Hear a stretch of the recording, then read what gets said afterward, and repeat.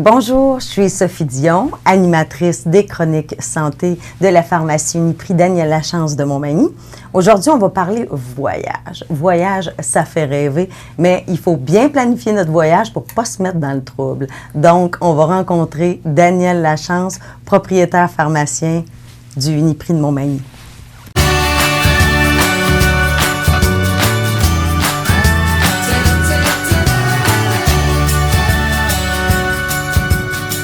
Allô, Daniel. Salut, Sophie. Ça va bien? Ça va, toi? Oui. Aujourd'hui, on va parler voyage.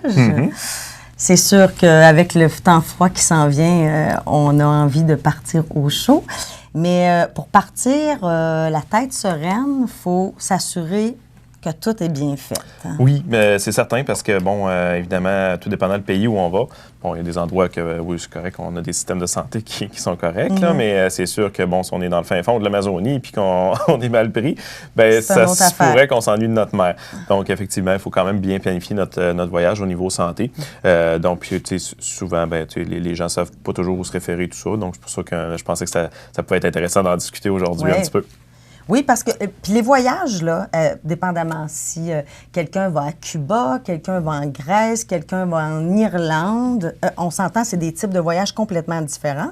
Est-ce qu'on doit se couvrir de la même façon? Est-ce qu'on doit planifier notre voyage de la même façon, point de vue santé? Bien, certaines choses sont communes à tous les voyages. Évidemment, bon, c'est certain, au niveau prévention, il y a toujours le transport des médicaments, comment les transporter, tout dépend de combien de temps on part aussi, tout. On part une semaine, bien là, on en emmène moins, mais c'est quelqu'un qui a déjà des médicaments d'ordonnance, qui part, je sais pas moi, 3 mois au Mexique, mais... Ou les personnes âgées qui partent 6 mois, il faut prévoir Il faut prévoir le transport, prévoir à la pharmacie, pas la veille du départ, de faire préparer la médication pour partir. Donc, peut-être aviser un petit peu d'avance, on part tant de temps. Ce qu'il faut savoir aussi, c'est que dans les pharmacies, nous, à l'intérieur du Canada, on peut servir jusqu'à 6 mois de médicaments. Donc, par contre, théoriquement, pour traverser les douanes, pour plusieurs pays, on n'a pas le droit de transporter plus que 3 mois de médicaments. Donc, pour les gens qui vont partir 6 mois en hiver... Écoute, tu sais, nous, on a le devoir d'informer les gens. Évidemment, moi, j'informe les gens. Il y a des fois des gens qui partent 6 mois en Floride vont emmener 6 mois de médication. T'sais, on imprime les dossiers, on fait tout. Nous, on a le droit de leur servir la médication. Quand on a un médicament d'ordonnance, là, je pense que je m'étais fait dire, mais je ne sais pas si c'est vrai, c'est important d'avoir l'ordonnance là, sur le pot. Bien identifié, avec le nom, c'est quoi le médicament, puis tout ça. Il ne faut pas se mettre ça dans un pilulier puis partir avec ça. Pas une dosette nous-mêmes. On peut faire des piluliers à la pharmacie, ils sont tous plus pratiques. Mais... Par contre, ça prend beaucoup plus d'espace. Mais des fois, les gens qui ont beaucoup de médication, ça peut faciliter la prise, évidemment. Cependant, il faut que ce soit dans les pots de la pharmacie avec l'étiquette bien identifiée. Parce qu'évidemment, aux douanes, ce qu'ils veulent éviter, c'est que ce soit de la drogue ou des comprimés non identifiés qui traversent. Donc, souvent, d'avoir la liste de nos médicaments pour signer du pharmacien, une liste écrite, plus les étiquettes sur la fiche. Donc, tout concorde. Donc, s'il y a des questionnements que les douaniers veulent vérifier, mais on a toute l'information qui concorde avec notre liste pharmacologique et plus les étiquettes sur les pots. Nos médicaments, est-ce que c'est préférable de les mettre dans nos valises de cabine ou dans les soutes? Bagage à main, toujours. Toujours bagage à main, les médicaments? Oui, souvent dans un contenant clair, donc un ziploc. On perd nos bagages, on est mal pris. Exactement. Donc, habituellement, toujours dans les bagages à main, dans un sac ziploc pour aux douanes qui puissent vérifier un sac clair. Là, donc, et puis, dans le fond, c'est vraiment l'idéal. Puis, avec notre liste de médicaments qui est jointe à ça. Donc, puis, comme je dis, ils peuvent transporter des quantités. Nous, on peut servir jusqu'à 6 mois, mais en sachant que s'ils traversent les douanes avec plus de 3 mois, bien, il y a toujours un certain risque là, que ça soit. Mais c'est très rare que ça cause problème, là, habituellement. Là. Quand c'est bien identifié, tout ça, les douaniers ne vont pas poser trop de questions là-dessus. Oui, déjà, quand on est bien organisé, c'est moins douteux. Exactement. Ouais, donc, c'est ça. Donc, habituellement, si les gens font ça dans les règles de l'art, puis que tout est bien identifié, ils n'auront pas de problème aux douanes avec ça. Évidemment. Ça, c'est les médicaments de prescription, mais les vaccins puis tout ça, là, dépendamment de la destination. Ça peut changer selon la destination. Cependant, il y a un vaccin, je pense, qui est commun à toutes les destinations, c'est l'hépatite A. OK. Je pense que quelqu'un qui voyage ne peut pas ne pas se faire donner le vaccin de l'hépatite A. L'hépatite qui est une infection du foie, une infection virale. Ce vaccin-là est bon pour combien de temps?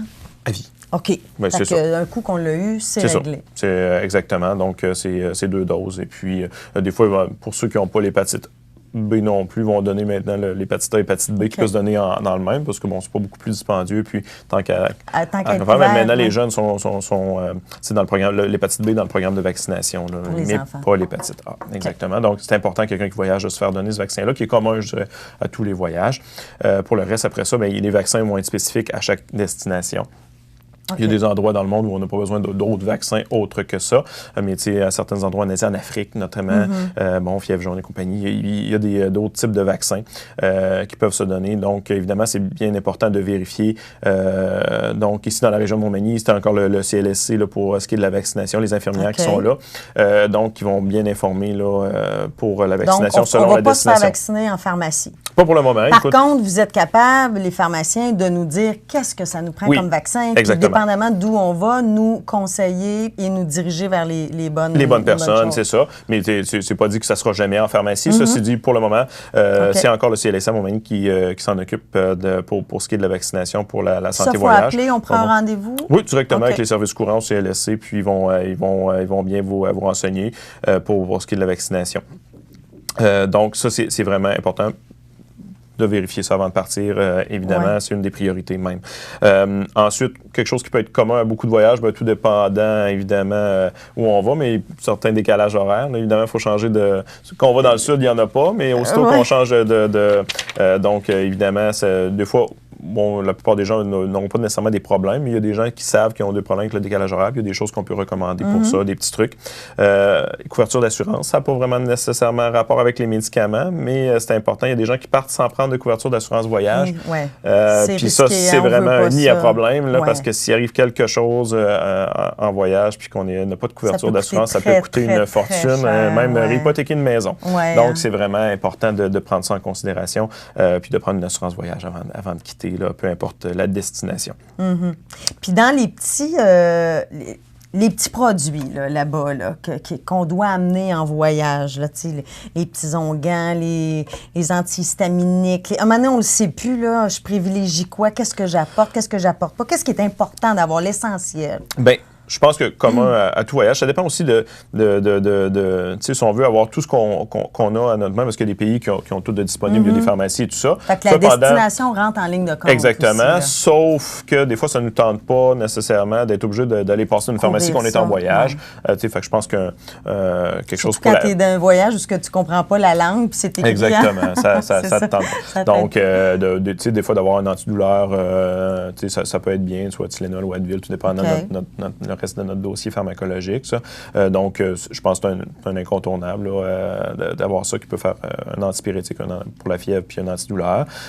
Bon, les antihistaminiques, écoutez, il y en a qui en apportent. C'est sûr que si c'est réputé pour avoir beaucoup de moustiques, oui, mais c'est pas pour moi, c'est pas un essentiel. Dépendamment aussi si la personne a des antécédents d'allergie. Exactement. Bon, je pense que Gravol et nausées, si on a le mal des transports, ça aussi, c'est très populaire d'amener du Gravol en voyage. Pour moi, j'en amène jamais. Personne chez nous a le mal des transports, mais souvent les gens l'amènent en avion parce qu'ils ont peur de... tout le monde la peur d'avoir peur, là, mais le mal des transports, c'est pas si fréquent que ça, mais si on sait que ça les aide à dormir un peu aussi pendant le transport. Ça peut être une autre raison de l'amener.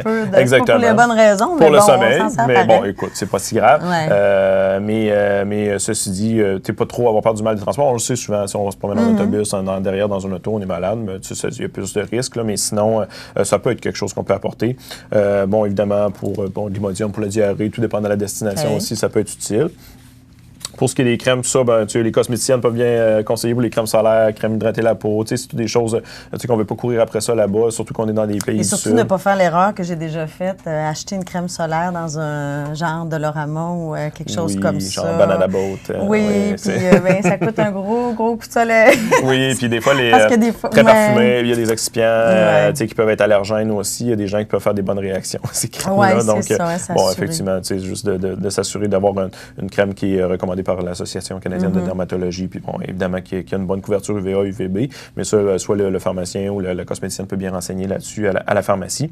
Je Je dirais que c'est pas mal l'essentiel, plus nos médicaments d'ordonnance. Par contre, il y a certaines... traîner diachylon, peut-être les plasters pour les ampoules. Souvent, en voyage, on marche beaucoup. Ça peut. Tout dépend de ce qu'on fait en voyage. Ça, quand on est dans le sud, sur le bord de la piscine, le risque d'ampoule est assez... assez limité. Si on est très actif, qu'on va courir, tout ça, ça peut. Là, on est mieux d'amener des choses pour l'acidité gastrique dans ce cas-là. Oui, ça, c'est... J'allais dire, c'est plus... Pour moi, c'est plus utile que le gravol. Mais ça dépend de ce qu'on consomme. Mais évidemment, souvent, on change nos habitudes alimentaires. Ça peut amener des petits troubles digestifs. Donc, un petit antiacide, effectivement, j'amènerais ça pour moi avant le gravol. Mais tu sais, c'est ça. Des pansements, souvent, dans tous les pays, ça se vend, tu sais, si on se blesse. C'est de ne pas trop surcharger les valises aussi, parce qu'évidemment, on veut respecter la grosseur des contenants aussi, pour tout ce qui est produit 30 ml dans le bagage à main. Avec le reste, tout ce qui est plus que 30 ml, il faut 100 ml, pardon, c'est 3 onces, mais il faut que ça soit mis dans le bagage en soute. Fait qu'on se fait une petite pochette avec les petites affaires de base en petit format. Exact. Puis on se traîne les plus gros formats dans les bagages de soute. Oui, exactement. Okay. C'est ça. C'est ça. Fait que pour les troubles de bagages qui peuvent arriver. Oui, c'est ça.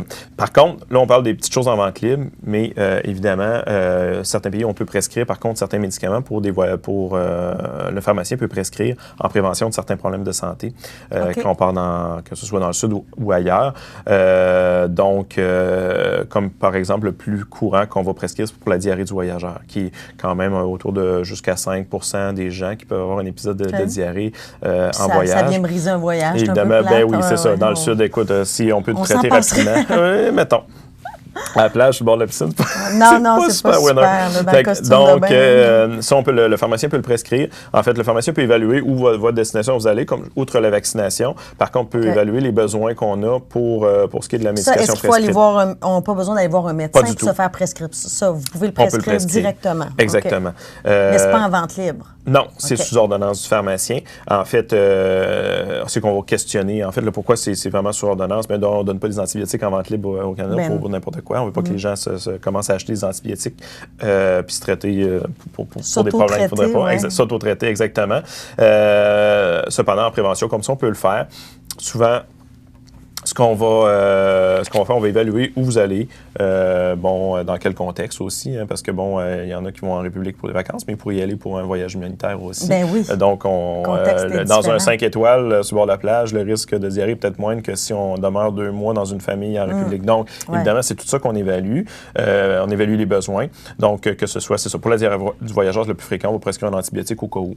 Évidemment, des fois aussi, il y a le Pepto-Bismol qui peut être utilisé en prévention, qui est efficace. Mais on peut prescrire l'antibiotique si jamais on a un épisode. Fait qu'au lieu d'être le reste pendant 4 jours malade, puis revenir avec, perdre le voyage, un 24 heures, normalement 36 heures, puis déjà là, on est beaucoup mieux avec l'antibiotique. Donc, c'est le colis qu'on peut traiter dans l'eau qui est contaminée, ou des fois les fruits non pelés, que ça peut avoir été lavé avec cette eau-là. Donc, exactement. Donc, qu'on est prudent. Mais ça peut être aussi quelqu'un qui va faire de l'alpinisme ou de la randonnée en montagne pour le mal aigu des montagnes. Si on tombe plus haut qu'une certaine altitude, exactement. Donc, on peut prescrire la médication pour ça. Également aussi pour la malaria, comme en République dominicaine, par période, il faut prescrire une prévention pour la malaria.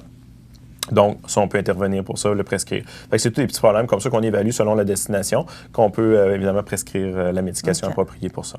Donc, finalement, si je comprends bien, l'important, c'est de bien informer notre pharmacien, aller voir notre pharmacien puis être sûr combien de temps on part, la destination, ça va être sensiblement quel type de voyage. Puis là, le pharmacien puis son équipe peut nous aider vraiment puis nous envoyer... Exactement. Vous donnez les bons produits, ce que vous avez besoin, référer pour la bonne vaccination, évidemment, au CLSC pour le moment, et puis prescrire la médication que ça vous prend pour y aller, tout en concordance avec le dossier pharmacologique qui est déjà en place. Donc, évidemment, on analyse évidemment le dossier, puis on va donner ce que vous avez besoin pour que vous soyez mal pris en voyage. Ben oui, ça vaut la peine. Ça peut faire toute la différence entre un beau voyage ou un voyage un peu moche. Merci beaucoup, Daniel. Ça fait plaisir. Merci à toi. Très éclairant. Merci d'avoir été avec nous pour la chronique Voyage. Si vous avez manqué le début de la chronique, vous pouvez toujours aller visionner sur les pages Facebook de CEMA TV ainsi que le site Internet et la page Facebook du Uniprix Daniel Lachance de Montmagny. Alors sur ça, je vous souhaite un bon voyage si vous êtes des chanceux.